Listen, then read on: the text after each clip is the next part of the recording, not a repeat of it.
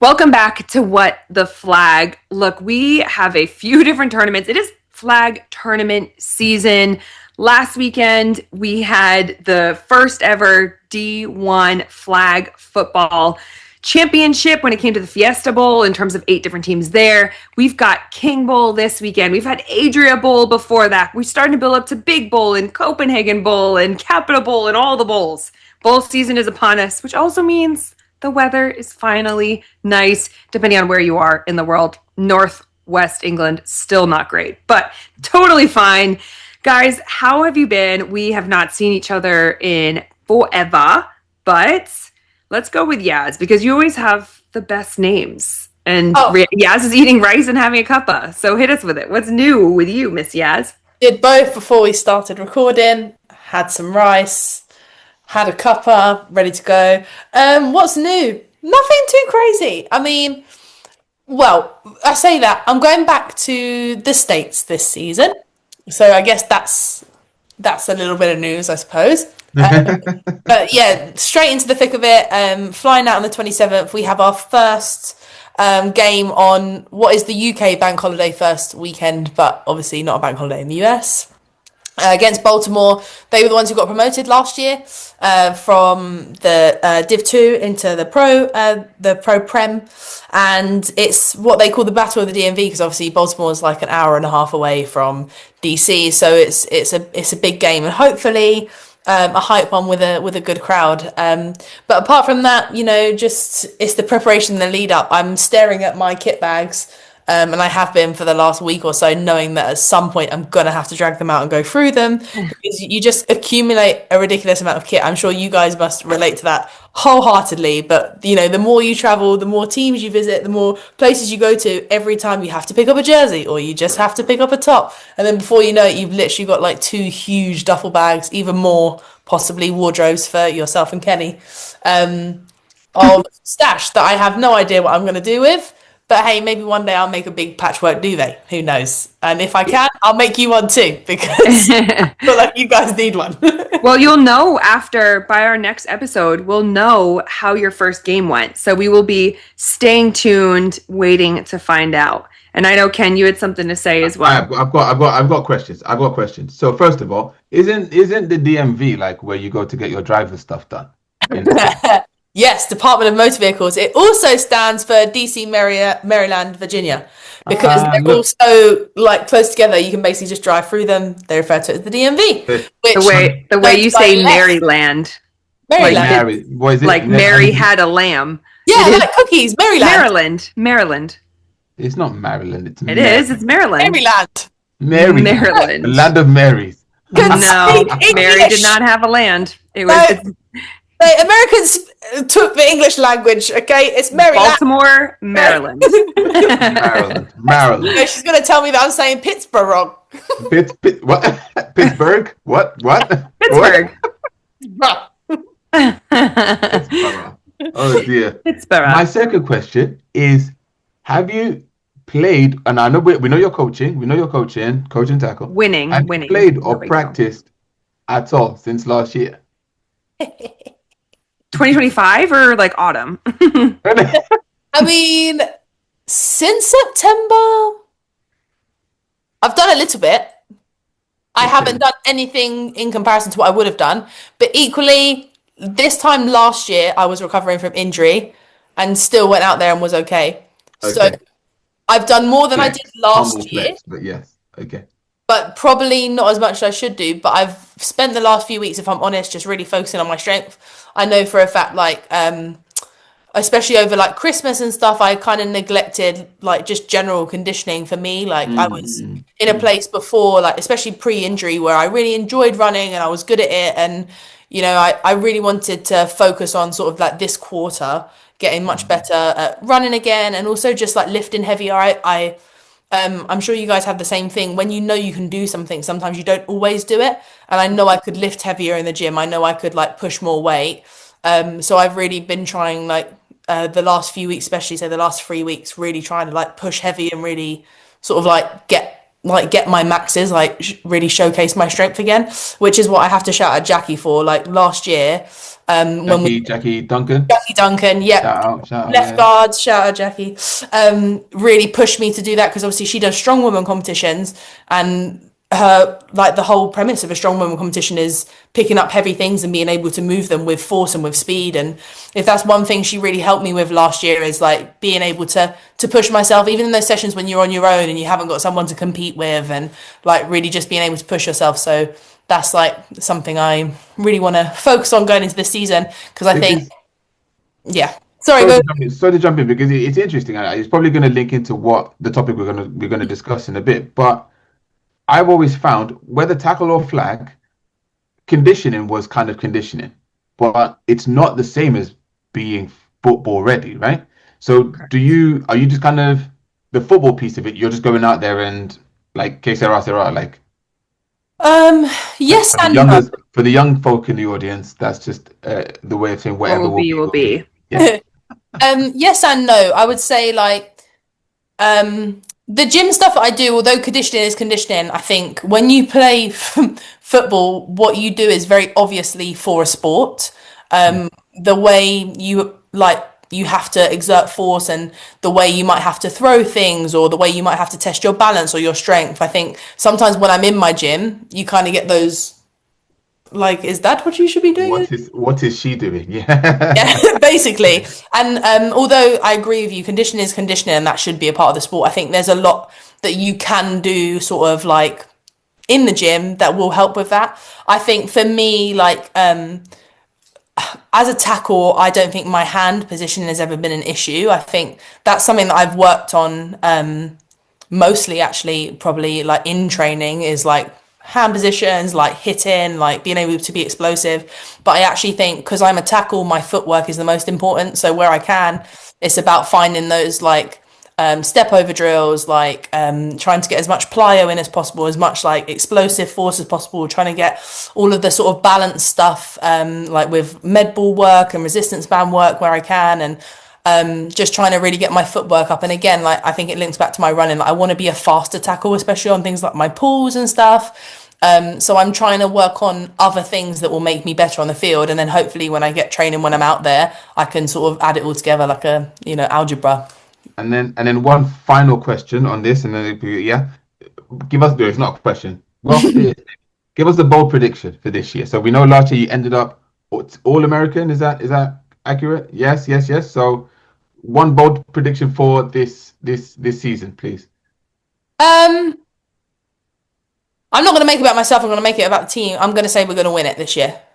Let's Ooh, go. We're going for it. Like, Let's go. Okay, got okay. to. achievements along the way, great, but the aim is to win it. Yeah. Well, the trophy. Yaz was talking about all the like fitness pieces that were going on.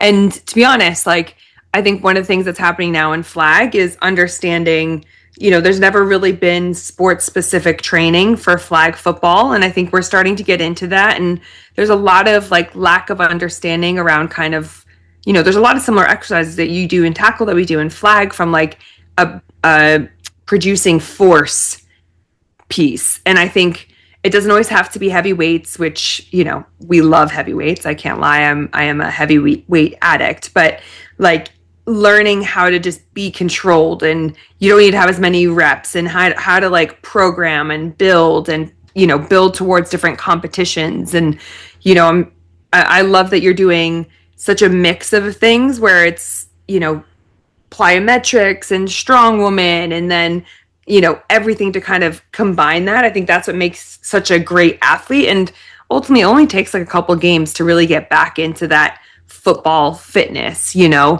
know, Ken, you've been training like 3 times a week at the moment playing football, but it's like you start to see your cardio increase. You're not necessarily getting those aches and pains. And I mean, how are you finding, Kenny, training at kind of not 0 to hero, but from like it was quite a big jump really to go to 3 times a week. Yeah, I think at the ripe age of 41, like it definitely hurts, and it hurts for longer. Relax, relax. Um, but no, it's been good to kind of get back into it. They say like form is temporary, but like class is permanent. So, like when you're out there Do and they? Is that what they say? He yeah, does. yeah, no, this is what they say. It's what they say. Ask the kids. Uh, so yeah, no, it's been good to get back out there, and it's been like it's a weird because you go away from it, and I don't think you always realize like how quickly the drop off can be. So it's good to be able to be out on the field. Going to be playing in the Masters tournament this weekend. Shout Golf out one? to golf. Are Yeah. you? So it's gonna be Breaking news. it's gonna be interesting. It's gonna be interesting. We'll see. Breaking news. I Heard secretly here first. I secretly believe I will run rings around any 40-plus-year-old player like out there. I Anyone. mean, I don't think you will literally run rings, but I think you will be great at catching I, the ball. And as in, I will. You know how they do in Madden when they get to they will get to the end zone and then they turn around and then they go back and then they like beat two more people and then they go and score. you're gonna have people coming for you now. Absolutely, bring it on, bring it on. I'm there, I'm there. No, it'll be fun and it's good to be active and get back out there and play. And hey, sorry, I have to say, these hands still there. I'm just saying, like, still there. Since the TB12 drop, things are looking was- up. No I one, was no one gonna knows say, about that. I'm That's not glad really you a real said it. thing. It's not really a I real said thing. it. So no one, and I didn't have my gloves on. So I need my gloves. I've never been. I'm a glove kind of guy. I don't do playing gloves. Oakley gloves Come on, only. period. No We're not in excuse. the Stone Ages. We don't need to play with our gloves. If there's gloves, use them. Use them. But with gloves on, Unstoppable. Well, by the time that this episode is out, we will have driven to Utrecht.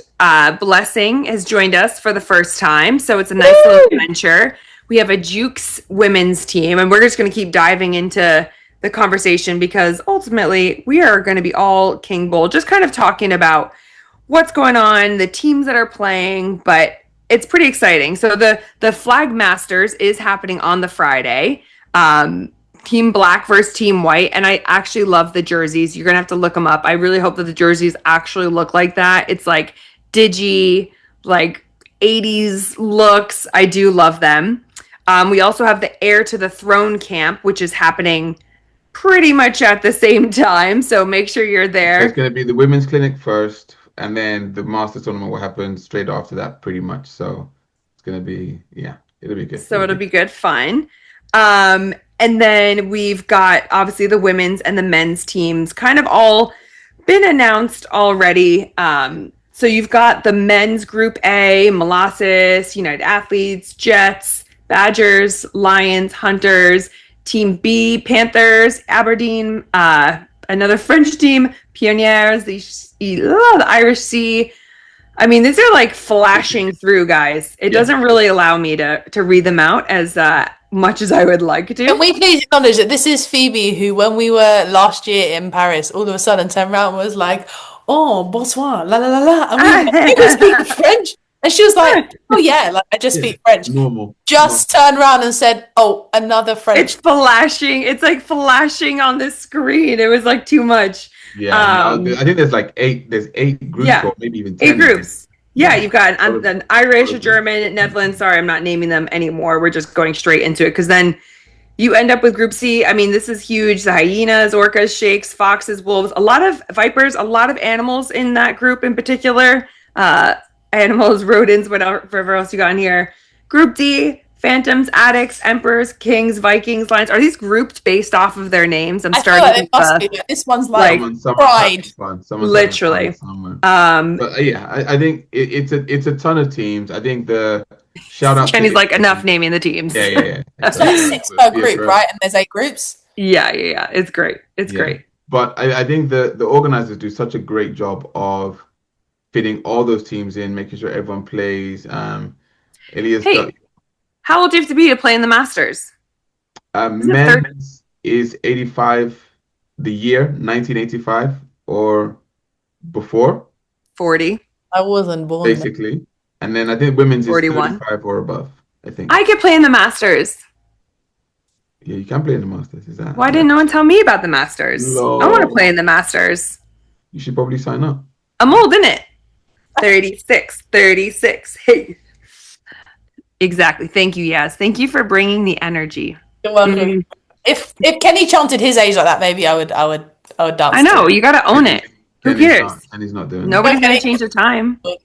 Fully 41, owning it, or just not about to start. Start the jig. I also, totally off topic, guys, with the date that this is almost going out, we have to wish a happy birthday, although it's not quite the birthday, but we're going to say it anyways because I've committed, to my child, Magic, the pony, who is 25 years old. Wow! Go on, Magic! Yay. It's her birthday. She gonna party like it's her birthday. I really hope that you put like a little triangle hat on her for her I birthday. will.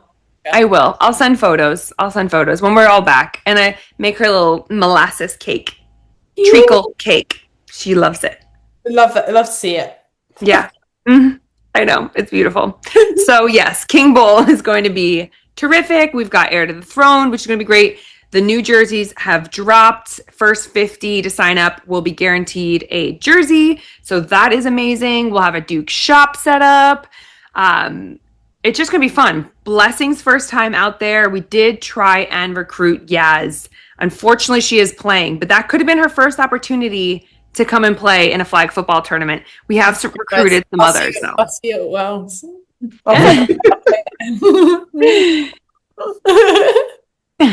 So it'll be really exciting. We love being out there. We love just seeing everybody, especially the Friday before is always so much fun. Just kind of like getting the community back together and shout out Ilya from really, he's just his own entity and he just absolutely smashes it. So we can't wait to kind of report back on the weekend and the teams who were successful. And, you know, it's just, you always see like videos of people dancing. Who was trash, not just successful. No. I mean, Duke's women, we have 4 people at the moment, so it may be trash. Sorry, guys. By the time you hear this, that will have changed. Hopefully. Yeah, we'll see. Well, we will be right back after this wonderful break from Touchdown Trips, and Kenny has his rant of the week. Rant of the week. This is the rant of the week.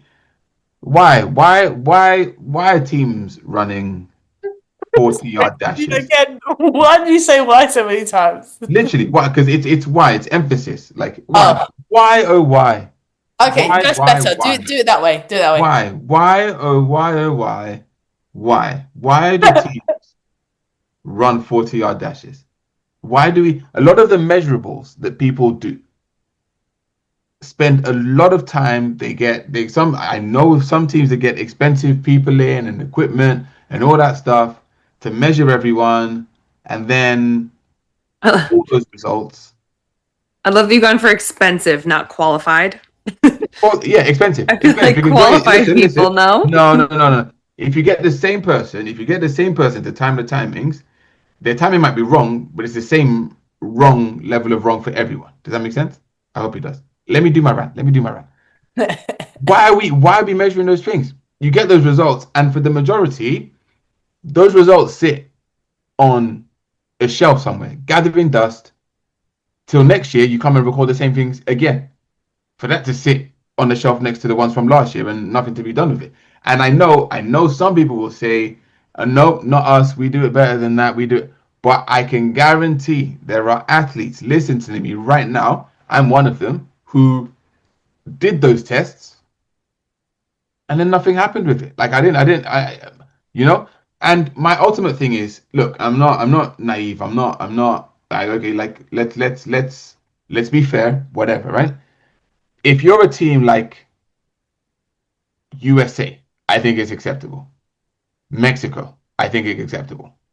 Because of the sheer number of potential athletes that you have trialing for your teams.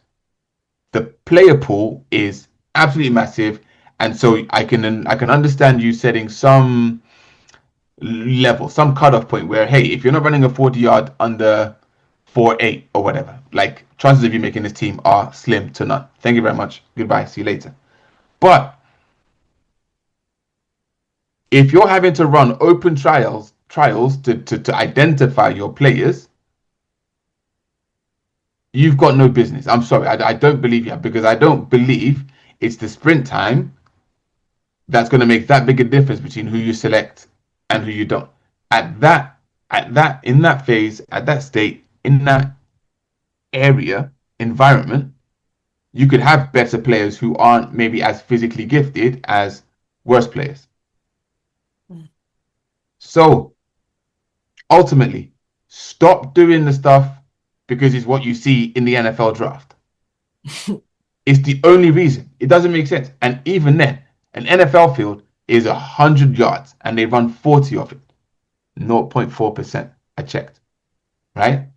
0.4% of 50 yards is 20 yards. If you did a 20-yard dash, I could understand it a bit more. But then the difference in between those times would be so small. Is it really worth it? I don't know.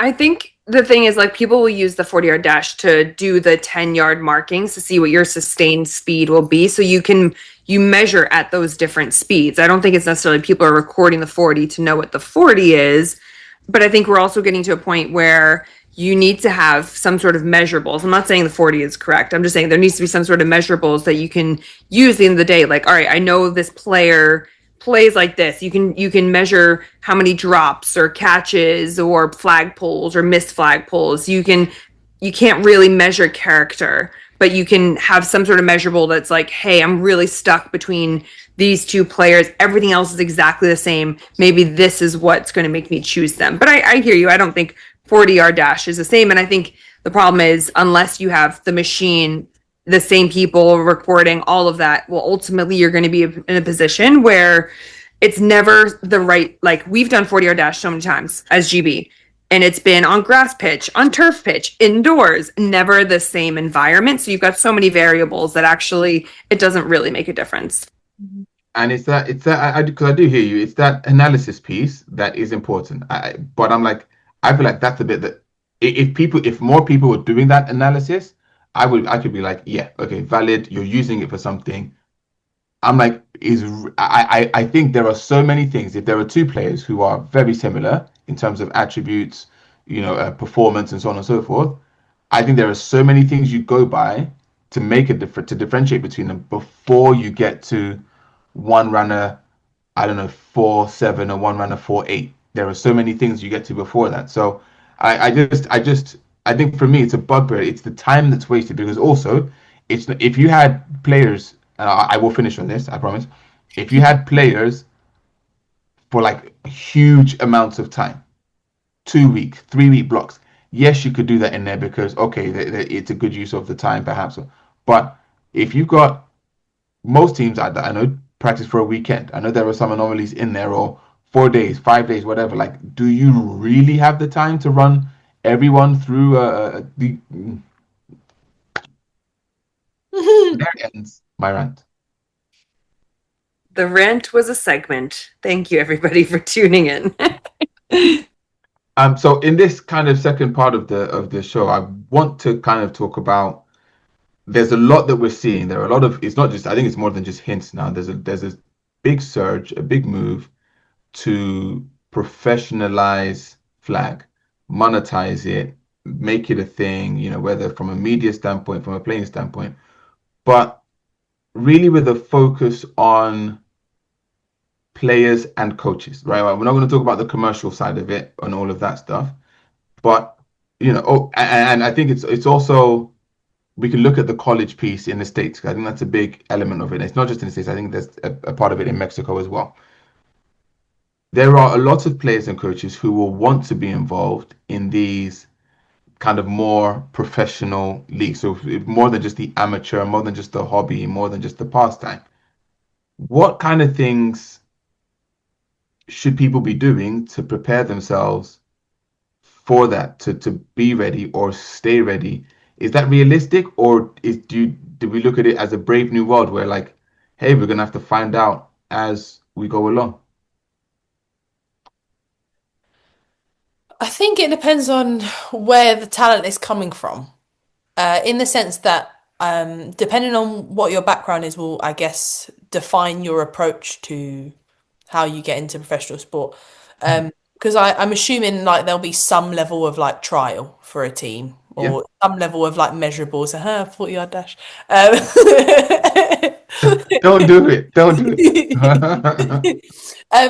but I mean, like as a professional athlete, I feel maybe if you've come up through, the college system or the current, team system where you're representing your country, and you're moving into this professional system, I imagine that your training, your mindset, the way you want to sort of like approach professionalism is very different to someone who knows that they have it as a talent, but wants to audition and try out for it. And I think it just depends on what your background is as to what your approach to professionalism will be. I think the real adjustment comes when you actually get there, is actually what does professionalism look like once you've made it, and how is that team going to set the precedents going forward for what athletes are going to like in this sport? Is it going to look like, how like football teams, like kicky ball football teams, open up grounds in like random areas of London in a green space, and they film their practices, put them online, and they have like the camps and the classrooms? Is it going to look like that, or is it going to look something that's a little bit more relaxed and works alongside like people working? So you've got, like, I know it's different, but you've got the tackle football league, which is obviously pro, but then people still obviously have their 9 to 5s. Then they compete in the tackle league. It depends on how their team sort of defines it. I know for divas we have one big classroom session a week, 3 training sessions, then you have the game. So that sort of works alongside it. So I think it's up to the team to sort of set the precedent of like what that professionalism looks like going forward. I think if you're talking about athlete exclusive, it depends on the mindset in which they approach the trial. So is this something that they've, been rooting for? Like, I've been waiting for this my whole life, and then moving into it. Or is it something that they're actually like, do you know what? I'm quite good at this. I'm going to quit my 9 to 5 and I'm going to try for it. I mean, I think if it's going to be a professional league, you're going to have to be immersed in that environment. Like for any of these professional leagues, I don't think it's a situation where you could just kind of show up and play anymore, because the expectations are that you are going to be acting in and out every single day. So I'm curious to see how that works. You would think something like that is more like aligns more with like a student, because they don't necessarily have the same requirements as someone who works a 9 to 5. If it's a professional league, is it year round? Is it seasonal? Does that mean you only like work for your job a certain amount of time? Like I'd imagine you probably have to find a way to juggle a couple of those different things.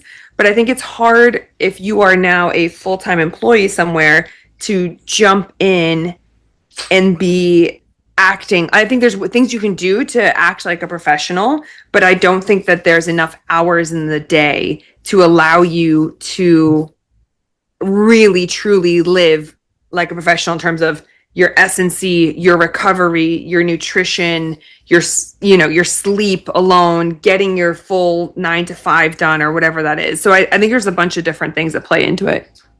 I also think it depends on the pipeline. Like, again, sorry to compare it to Kickyball, it's my best sort of like model that I know, but it also depends on what your pipeline is. So are you planning on picking from like, I imagine when they start it, they'll be picking from like current crop, current talent, but like sort of long term, are you looking at setting up like academies slash grassroots like pathways? So, you have like, I'm going to use Arsenal as an example. Other teams are Right. Sorry. Sorry, what team do you support? Liverpool. We keep Oh, it moving. Keep it moving. so, but like, you have like Arsenal Academy, and you have like under 16s, under 19s, etc., and they sort of move up through the pathway. So, like, long term, is that something they're looking to introduce for this sort of professional pathway, where for now they pick from the crop? Long term, they sort of look at sort of creating like academies and grassroots, and then maybe there's a few other players that they maybe poach or take from other areas. But sorry to pull it back to again, because I think that's kind of looking at the organizational element of it, right? And Mhm. it's more around if as a player I want to be in that league, right? Now the assumption is it would be ultra competitive, right? Is kind of more in line with what Phoebe was saying. Is it that it becomes will it forever be amateur, like, or actually you can only treat it as professional when you're in it, because then you have the spaces cleared? Or is it kind of some All right, because all right, if it's me, if I want to, I'm wanting, I would love to coach at the highest level, right? Whatever that is, that's my ambition, right? And I'm like, what changes between what I'm doing now and if I was coaching, if I was a professional coach? You think it's a mental thing? No, I think it's a day to day. I think you literally, at the moment, you go to a camp on a weekend, and I know you do like a weekly call or whatever that may be, maybe bi-weekly call. I know GB, we do a bi-weekly call, and then we have a 2-day camp. No, it is every day. Like your drills, even like how you build out your practice plan. Your practice plan is now being built out for, hey, maybe you have these guys and girls 5 days a week. And so your practice plan is now being built out to try and be successful on this whatever game day. You're scouting for three. It's almost like a mixture of like a bunch of different camps combined with like when you're at a championship because you might play multiple games. So how are you going to be best prepared? There's got to be more staff than just yourself. Like you've got to have, I would say you have to have like some sort of GA or film, someone like that that's going to be like breaking that down. We're going to need more statisticians. There's so much that's going to have to be worked out when it comes to like a professional league, anything. Like I think about what does it take to make I don't know, a college program run, even like a tackle college program. Like you see how many people, like you're going to need scouts, you're going to need so many different people to make this one organization run. So for you as a coach, like, yes, in some ways you've got less to do, but you're also going to have like less control in some ways. Like you may not be doing the scouting anymore. Someone's going to find the players and bring them to you.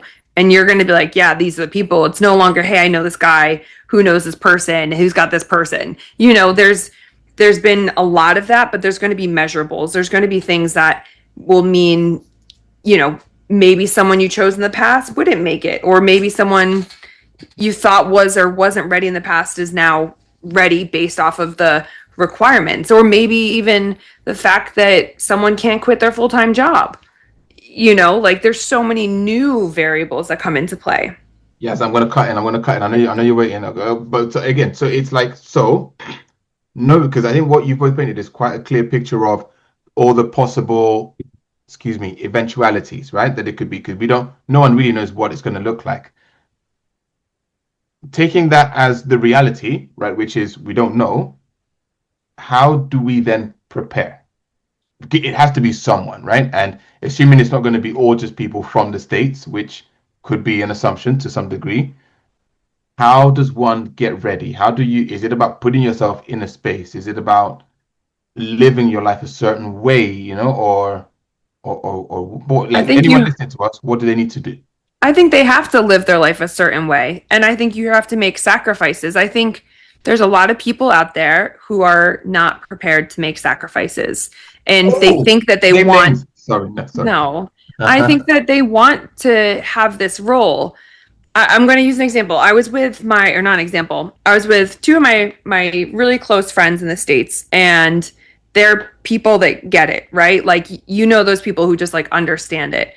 And they were like, no, we would prefer to never see you and that you chase your dream or you go after this. And that's the thing. Like, you're not going to make birthdays. You're not going to make weddings. You're not going to make funerals. You're not going to make these things. You're not going to be able to, I go and meet my friends at a bar. I have my water. I have my salad. Like, you have to change your entire mindset to be able to really make it to that high level. And I think for the first time, people who've kind of been doing it half and half, and maybe I go to camp on this weekend and then I go out with my friends and it's like I've got at least a couple weeks to recover. No, it's not that. Your mind you're watching film, you're getting with your teammates, you're trying to build success and trust in a really short period of time with a really small group, and you've got to be successful now.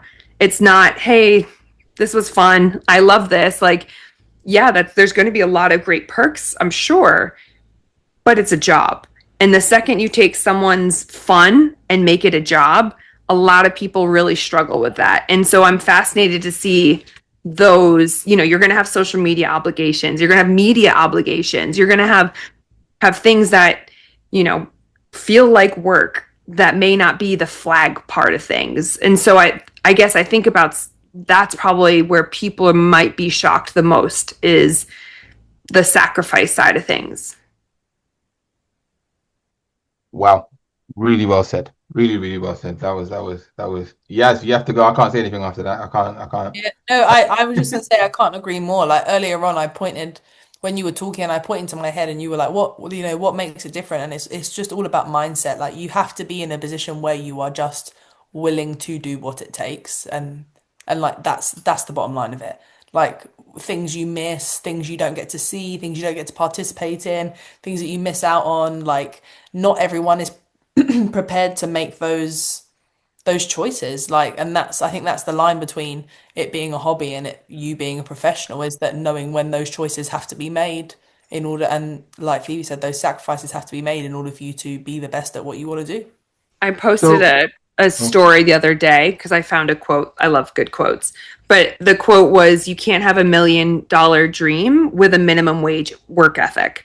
And that's where that thought process is for me. hashtag bars. Quote of Hashtag the week. It's No, true. I mean it's super interesting because I think I'll ask it as a question. Do you think the community is ready for professional flag? I think they are. Oh, what does that mean? I think the community is ready for a professional league. I think there is oodles of talent in the community of flag, and it's would be amazing to watch it get the recognition that it deserves. But I don't think everyone in the community is ready for it to be professional. And I think Phoebe was right in what she said, in the sense that when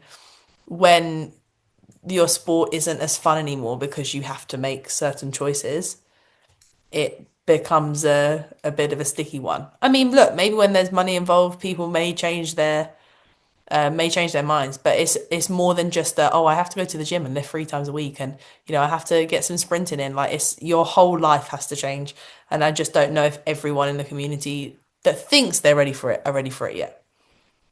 Yeah, I think there's a lot of people. I think there are people that are definitely ready for it for sure. I just think, it's interesting. I mean, I've felt like I'm in this like odd place because I'm definitely on the way out, right? Like you think of from a playing perspective, like I am the upper echelon of where I am in my career. And I could easily be like, man, I could dig deep and get this done, or I could just kind of be like, hey, maybe there's something else for me out there. And I think there's a lot of other people who, like, do some people think a lot of people are gonna be like, man, I wish I had this. Well, I wish this was years ago, right? When I was in my prime and it was awesome and I had time and I had all these things.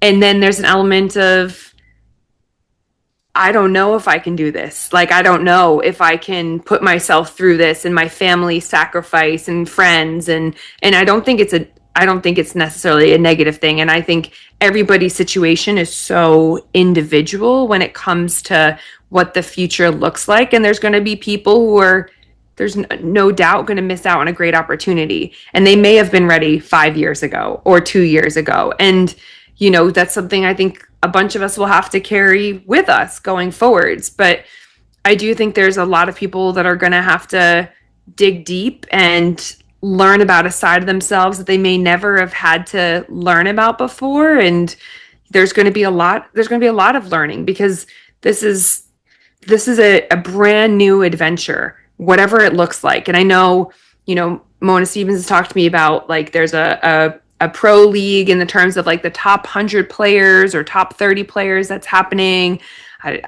There's another pro league in the States, which is like another, I don't know if it's iFlag or whoever, like there's tons of different pro leagues coming out, but that means there's going to be money. There's going to be sponsorships. There's going to be a lot of areas entered into that. Hey, if I don't meet the requirements of my contract, my I'm not going to get paid anymore, or like conflict of interest, or there's a bunch of that stuff that we don't even know about yet, that we still are going to learn about. And hey, I think we've mentioned it before, like some people are going to have to start getting agents. They're going to have to figure out what that process looks like and how to represent themselves as like a working entity. I mean, you know, shout out who said it before. Like he's learned a lot on how to interact in the media. You know, like a lot of people aren't media trained, and it's fascinating to kind of look around the community and people are like, okay, this is a real thing. This could be a career. I need to start kind of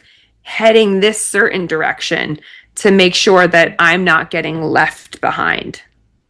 So, by way of rounding up, I'm going to put you both on the spot. Apologies, but if you had to give, if you had to give one piece of advice to a player or coach with that kind of idea on their vision board, like I think, and you both alluded to it, I think a lot of people would love to be that person. They would love to be the person getting paid, hopefully what is a decent wedge of money to be an athlete and to be a role model and to, but like kind of again leaning into what you guys were saying, I don't know if everyone is know what that really takes. You know, what does that look like behind the curtains? Like it's all well and good what you see outward facing. So if you had to give one piece of advice to that woman or man, coach or player who would really like to make a go of this, what would it be? Get comfortable being uncomfortable.